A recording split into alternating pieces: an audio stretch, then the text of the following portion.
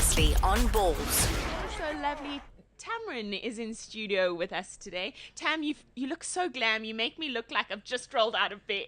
That's such rubbish. You look amazing. But maybe thank you. maybe it comes with the beauty queen title that you just everywhere you go you just look glam. No. I was on the treadmill until 9:30 this morning. Okay, so- now you're making me feel worse. I'm sorry. I've seen you at Sweat 1000. Are you still sweating it? I do try and make time for it. I love Sweat 1000, but sometimes it's too busy and the classes don't fit in with the schedule. But when I have a free moment, I'm always there. Now tell me, is it quite demanding being Miss Earth? I mean, to lots of people, being a beauty queen is something that they don't think involves much work. I mean, what's your average week like? Well, on average, I attend at least 3 to 4 functions a day. A day. A day. How do you work out the outfits? A lot of it, you don't want to see my car. Really, it's like a moving wardrobe. Completely.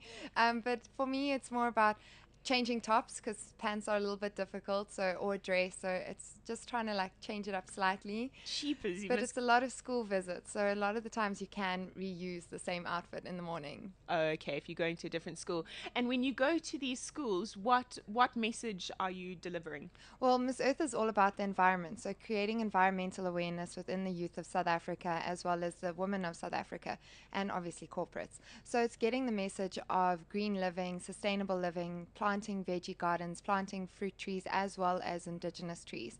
So it's just imparting a message of hope and a message of the future to look forward to with the kids. And are these like primary schools or high schools? Well, it ranges from young little pre-primary to as well as high school, and then even university we do stuff with. So it's all ages. So you've got to literally go from being with 2-year-olds to speaking to university students to going to high school students. So you've got to change your mindset constantly. And do you feel the message is getting through? Because I don't recycle. I'm going to be honest. I know. I've heard. All the messages about how we need to start doing that. But to be honest, I haven't made the effort to do it. Do you feel with maybe the younger generation the message is hitting home? With the younger generation, they're always excited to do things. So it's easier to address them than it is to address our age and the older generation, because Sure. we're more set in our ways. So it's harder to get us to change and the older generation to change as well. But the younger people just want to do everything that they can do. But just a tip for you can recycle, because I drove in here and there were recycling bins. So you can recycle once a week on Fridays. Bring your rubbish.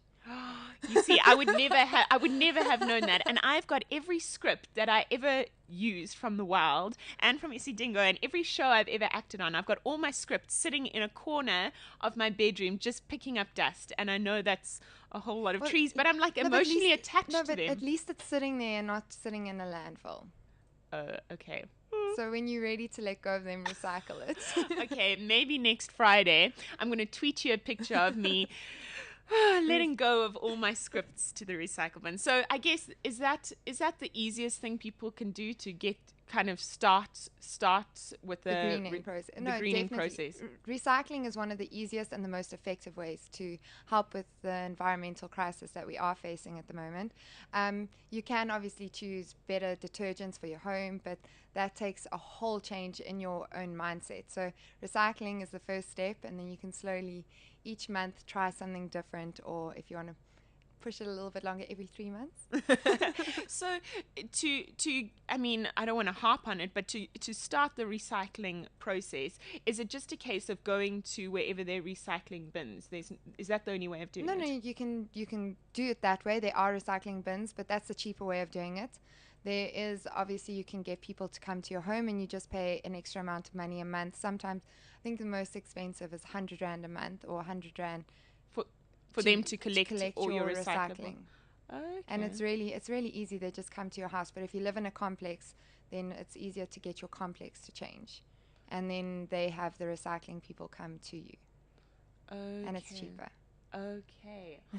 Wow. Okay. So we are going to be told here. We are going to be we're going to be made to realize what we're not doing. We've got Tamerin Jardine here in studio with us. She's Miss Earth. Do I call it Miss Earth 2012? Yeah, Miss Earth South Africa 2012. Miss Earth South Africa 2012. Not just a pretty lady, but also making a difference in schools all over the country. We'll chat to you more after this here with us today. And she was just telling me what happens to people she knows when they don't recycle. What did you do to your brother? That was just a mean example. He refused to recycle, so I went to the dustbin, collected all his rubbish, and I threw it on his bed for 3 weeks until he eventually agreed to recycle. Jeepers, I'm glad you're not my housemate. But tell me, how did you get into this? Were you interested in all things green before you entered the competition? And what were you doing before you were Miss Earth? Well, before I was crowned Miss Earth, I actually got 2 law degrees, but my environmental passion started when I was a little girl. I always used to save animals. We lived on a farm, and I had a pet buffalo whose mom was killed by poachers, and he sort of developed my love for the environment and for animals and trying to give them a better future. And that's Can you tame a buffalo? Well, he wasn't really a tame buffalo when he was older, but when he was a baby, he was really far gone in terms of dehydration. And I spent 3 nights with milking cows and goats and inshore into the milk to try and bring him back from like the brink of death, and it worked, and it was something really special for me. And when he got older, I introduced him into the herd of cattle that we had on the farm, and he thought he was a cow, so he used to walk around the farm with the cows, and he used to follow me. I was a real little farm girl.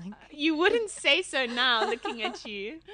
Okay. No, so that was where it all started, and then from there I just learned more about the environment and how animals are affected by our decisions as humans. Sure. And you've got 2 law degrees. Yes. Where did you study, and what kind of law would you like to focus on? I studied at the University of Johannesburg, and the law that I want to focus on is environmental law. Environmental law. So that's what you'll do once your reign is over. Well, not straight away, but in the next 3 to 4 years, I'll be in environmental law. Okay, I guess is that something where you work for corporates? Is that a passion project? Is that community work? If you're in environmental law, what are kind of the avenues? Well, you can either work for the corporates, which is usually fighting against the environment, sure, or you can work for the environment, and then it's more about passion than it is about the money at the end of the day. Okay.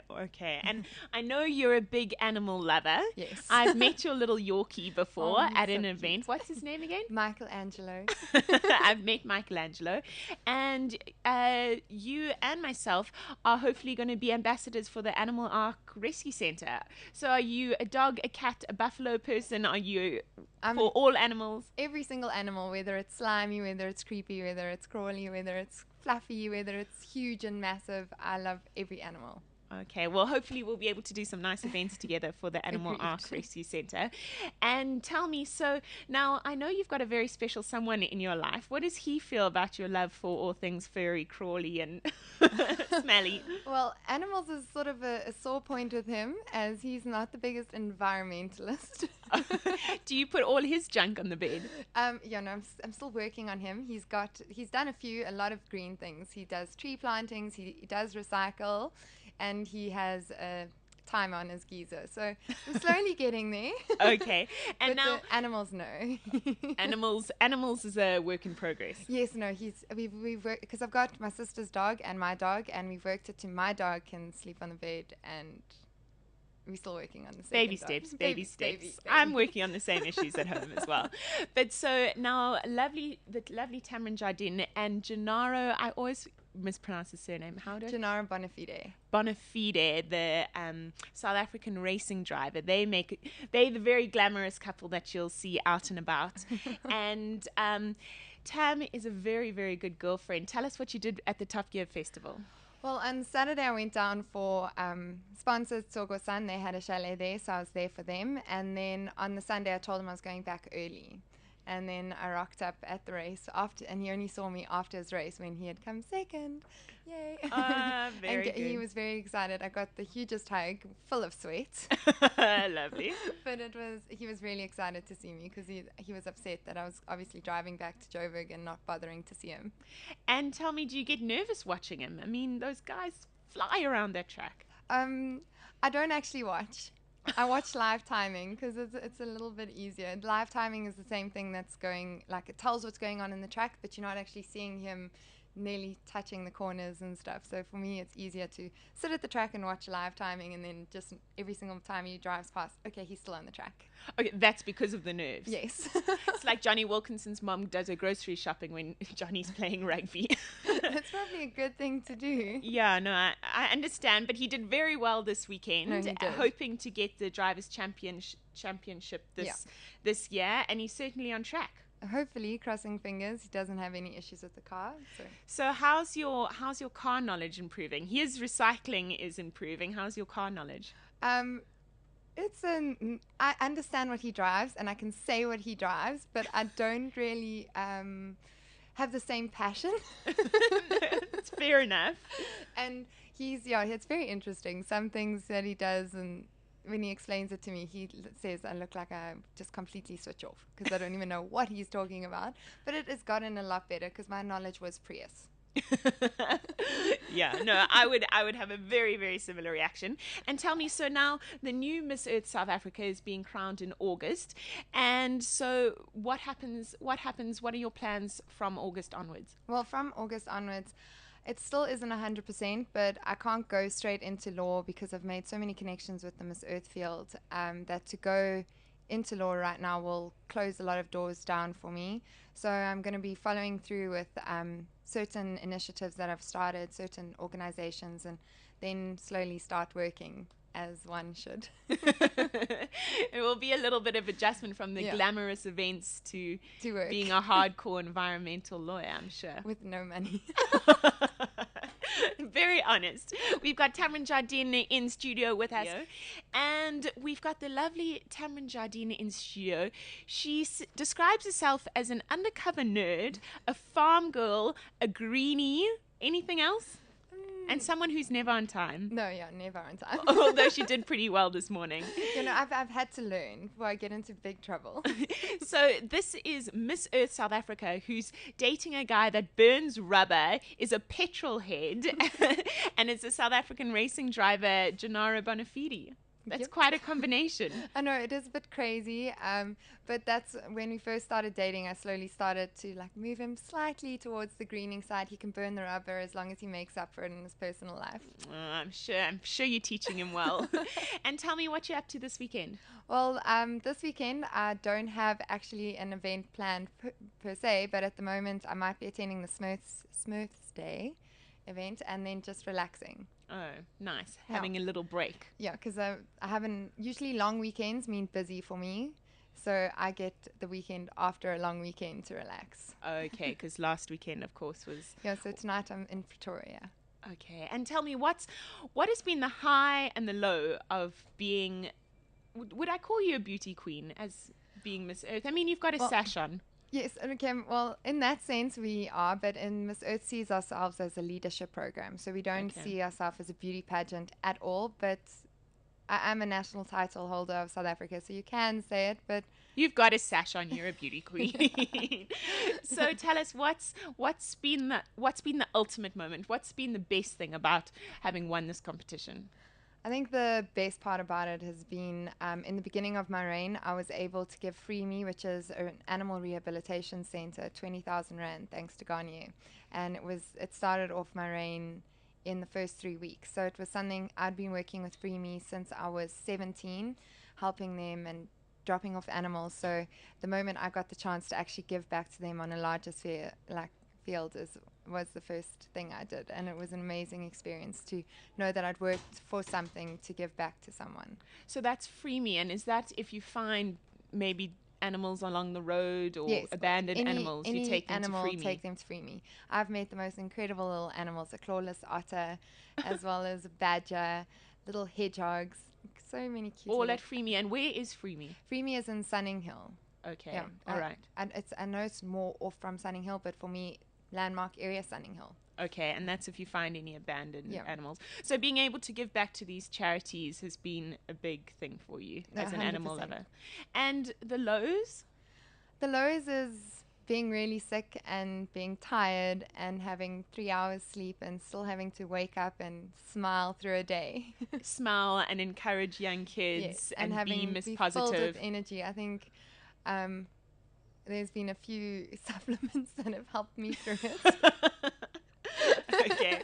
Not very healthy, but when you're sick and down, you do have to resort to things to bring you up and make you feel better. Yeah, you can't have a grumpy Miss Earth. No. That just doesn't work. No, so that's definitely been the hardest, is just being full of flu or really sick and still having to Push through. smile through an event no matter what time until no matter what time it ends. Oh, well, I think I've seen you around at many of the events, and you're always such a pleasure to see. Like, I'm always so happy when I see Tam at any event that I go to. So I think you've held yourself so well during this year. Thank you. And enjoy the last few months. Thank you so much. And yeah, good luck with everything in the future. Thanks so much. Thanks for having me. It's a pleasure, and enjoy your relaxing weekend. I'm going to. And tell Gennaro we say hi. I And will. well done for this last weekend. I'll tell him. Thanks. All right, that's Tamerin Jardine, Miss Earth South Africa, chatting to us on Balls Visual Radio. The Hayley O Show. Every Friday, 10 a.m. to 12 p.m. Only on balls.co.za.